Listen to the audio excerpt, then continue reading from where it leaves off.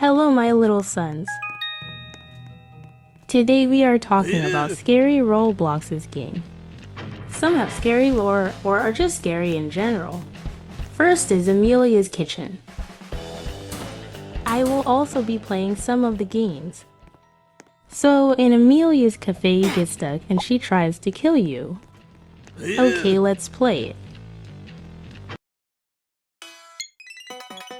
Sped up.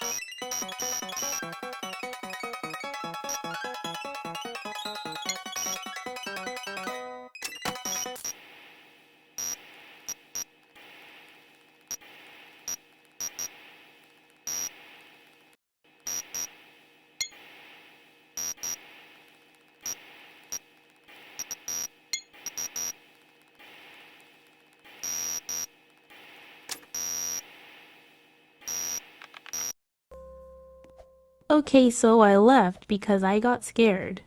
But I guess she doesn't want you to leave, let watch a video. I couldn't find a video, so I'm sorry.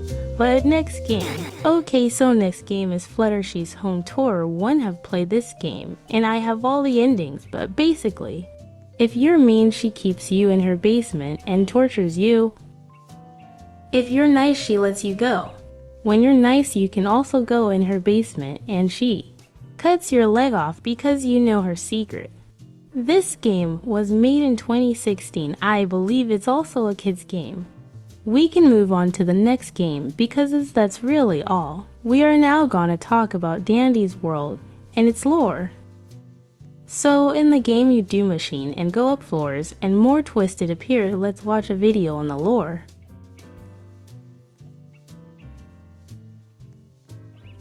Hey everyone. Welcome back to another video. I asked you guys in a poll what you wanted to hear about, and a lot of you said Dandy's World lore. So, today, we're talking about it.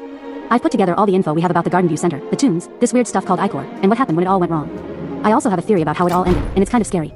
If you don't agree with my theory, that's okay. Tell me what you think in the comments. Now, let's get started with the story. Back in 1984, Arthur Walton and Delilah Keene had a really big idea.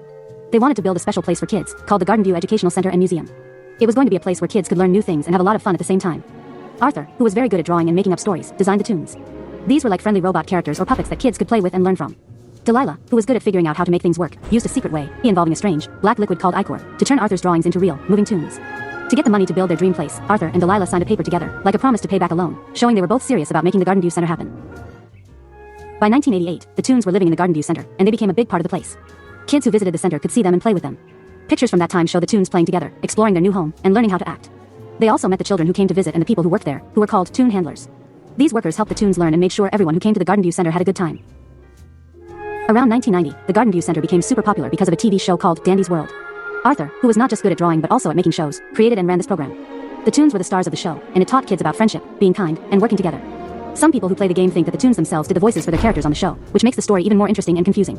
The show had 3 seasons for sure, and maybe even a 4th season, with each season having about 15 episodes. During all the years the Garden View Center was open, notes and clues left in the game show that Arthur and Delilah often had different ideas about how things should be done. Arthur, who was a kind and caring person, worried a lot about how the tunes felt and if they were happy. He thought they should be treated like friends. But Delilah was more focused on making sure the center ran smoothly and didn't waste money or time, so she didn't always agree with Arthur. This difference in how they saw things sometimes caused arguments between them.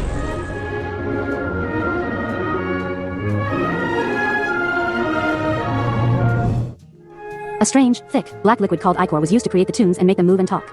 But this liquid also had a dark side. It could turn the tunes into scary monsters called twisteds. This meant that the same thing that gave the tunes life and made them special could also make them dangerous and mean. On the night of June 24, 2002, everything changed. Dandy, the beloved star of Dandy's World, did something unthinkable. He used the ichor in a way no one had before. Some say he wanted control, others believe he wanted freedom. Whatever his reason, the result was a catastrophe. The tunes, once playful and full of life, twisted into something unrecognizable. The Garden View Center became a nightmare. Children and staff ran for their lives as the Twisteds roamed the halls, their friendly faces distorted into something unnatural. Arthur knew. He had seen the signs, Dandy's obsession with the icon, the way he spoke about wanting more. But Arthur had done nothing to stop him. Maybe he was afraid. Maybe he still believed he could fix it. But there was no fixing it. As chaos spread, Arthur did the only thing he could. He ran. He escaped the center before it was too late, leaving behind everything he had built. Delilah tried to contain the outbreak, but the I-Core was beyond her control. The Garden View Center was abandoned, its doors sealed, its history buried. Years later, whispers of the malfunction incident surfaced.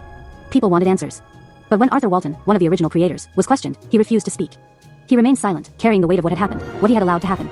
As the chaos unfolded, Delilah Keene did not run. Unlike Arthur, she stayed behind, trying desperately to contain the disaster. She had always been practical, focused on keeping the Garden View Center running no matter the cost. But the I-Core had spiraled beyond her control. Some say she tried to shut everything down manually, overriding the systems that kept the tunes functional. Others believe she attempted to destroy the I-Core entirely, hoping to stop the transformation before it was too late. But she failed. The last known records of Delilah place her inside the Garden View Center on the night of the incident. She was seen heading toward the lower levels, where the main supply of I-Core was stored. What happened next remains a mystery. Some believe she was overtaken by the Twisteds, lost to the very thing she helped create. Others whisper that she found a way to merge with the I-Core itself, becoming something different. There are rumors of a shadowy figure, barely recognizable, still moving through the ruins of Garden View. Some say it's Delilah, trapped, twisted, yet still clinging to control. Unlike Arthur, she never resurfaced. No body was found. No statement was ever given. She simply disappeared.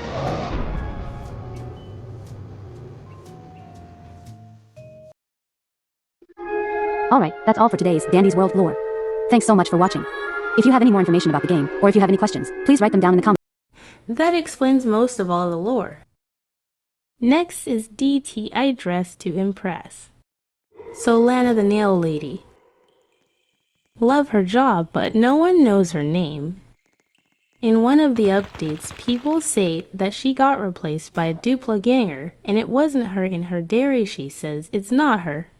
In another update, the doppelganger gets replaced by Lena. Let's watch a video to explain the lore. Dress to Impress and Lana. You may have seen her crying while working, randomly glitching out, or even found a secret room where she was trapped in, all inside this game known as Dress to Impress. And now we have her full story and how exactly she's tied to this dress-up game. We'll start at the beginning when Lana was a child. See, if you go into her profile, one of her games is labeled Forest, where you can find the truth about her, and inside this game you'll see text such as when she was a young girl, she was diagnosed with a life-threatening disease. And also if you look at the bulletin board behind her at the nail salon, one of the images depicts her having gone through chemotherapy because she had cancer. At least that's what the doctors had thought. See, in the Halloween quest, where we find Lana's childhood home, we hear her mention, I wonder if I'll ever be free again. He poisoned me, and I'm no longer well. Now, who is he, and what did he do to Lana? Well, throughout the quest, you see drawings of an apple, and even in one of her journals, she mentions that I can never eat or look at another apple again.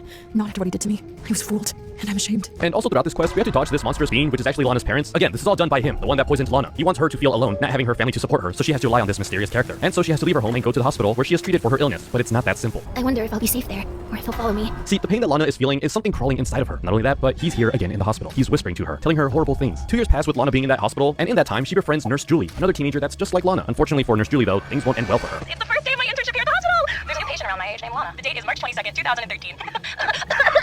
I think I'm coming down with a fever. My mind feels hazy some days, and I'm starting to hallucinate that someone's watching me while I sleep. I'm scared to tell the senior nurses. I don't want them to think I'm crazy. I would tell Lana, but she's finally starting to get better, and I don't want to jeopardize her progress. Lana told me I should quit.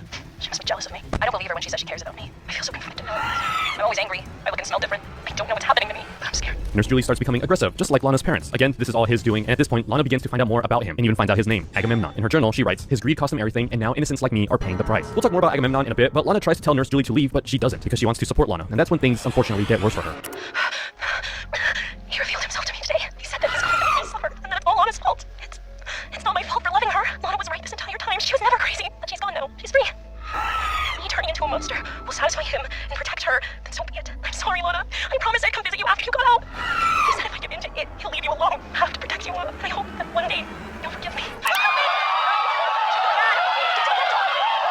The entire hospital is destroyed, there are no survivors left, only a corrupt and possessed Nurse Julie. As for Lana, she didn't see all this go down because at this point, she was released from the hospital. Although staying there for so long did rack up a ton of medical bills, which her and her parents could not afford. This is first stated in the Forest game, where the medical bills and pain left her family in debt forever. Another message can be found stating she now works in the nail salon to get by, but she's feeling unmotivated and tired. If we also go into Lana's official YouTube channel, there's a video of the 3 rules about working in Dress to Impress. Hello Lana, this is where you'll be working. There are just 3 rules. Don't tell them what we did to you, and don't tell them our plans. And lastly, don't try to escape. You know why you're doing this. You know what will happen if you don't comply. Best regards, Dire Ben. Now, if we play this again with subtitles, there's actually a secret message. That secret message is Lana referring to how she showed everyone her diary during the April 1st update of Dress to Impress. I told everyone, what I did is not a sin. They had to know. And you can punish me all you want. I will deal with the consequences. I do not care. You don't scare me. See, in this update, we see Lana's diary, and it says some pretty interesting things. Dear diary, I hate it here. I have been working here for the past 5 years, 24/7, no break, and nobody respects me or knows my name. They just call me Nail Lady, and I am so much more than that. My name is Lana, but nobody calls me that. I'm going to run away one day, but nobody will care. They just take me for granted, but they don't know what it's like. I am more than just the Nail Lady. I am a human, and I'm tired of holding in my tears. I will backfire backfire on all the people who take advantage of my free meal services and get my revenge when they don't expect it. Not only that, but through the Dress to Impress updates, there's more and more diary entries that get revealed, and Agamemnon is not happy about this. See, since Lana was a child, Agamemnon has been brainwashing Lana, having her commit acts of cruelty, as shown in her YouTube channel.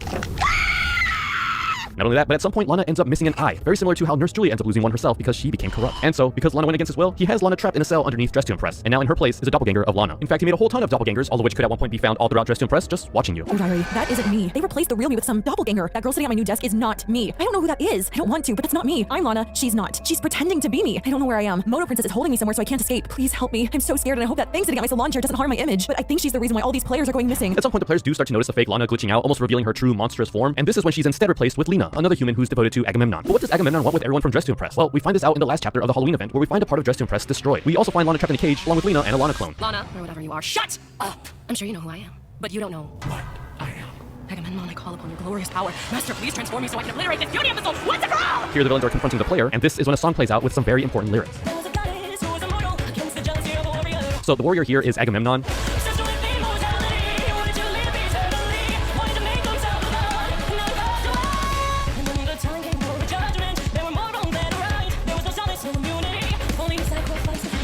Essentially, to stay immortal, he must sacrifice some souls. Another lyric found in this video is...